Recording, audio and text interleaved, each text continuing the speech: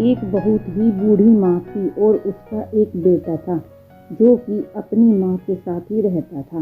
एक दिन की बात है, वह बूढ़ी माँ सो रही थी। तभी घर में कुछ चोर घुस गए। चोरों को लगा कि सब लोग सो रहे हैं, लेकिन उनको यह नहीं पता था कि बूढ़ी माँ सो नहीं रही है। बूढ़ी माँ बहुत ही ज़्यादा उम्र की होने की वजह से उठने में परेशानी होती थी।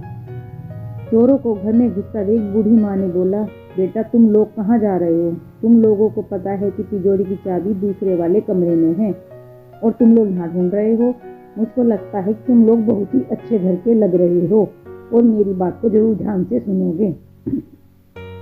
बूढ़ी माँ की बात सुनकर चोरों का मन पिघल गया और वो लोग उसके पास जाकर बैठ गए और बोले, बूढ़ी माँ आप हमसे क्या कहना चाहती हैं? बूढ़ी माँ ने कहा, आज मैं तुम लोगों को ऐसी कहानी बताऊंगी जिससे तुम लोग कुछ न कुछ जरूर सीख जाओगे।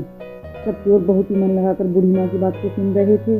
बूढ़ी माँ ने बोला, बहुत समय पहले की बात है, मैं एक बार रेगिस्तान में फंस गई थी और जोर जोर से चिल्लाने लगी।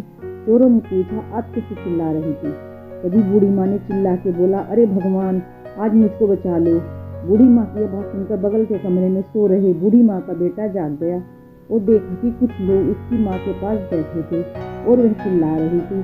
भगवान बूढ़ी माँ के बेटे का नाम था और अपनी माँ की बात सुनकर वह अपने गांव के कुछ लोगों को लेकर आया और उन चोरों को खूब पीटा और बोला, ऐसा अब मत करना कभी भी। जाते समय सारे चोर उस बूढ़ी माँ का पैर छुआ और निकला कहा जाता है।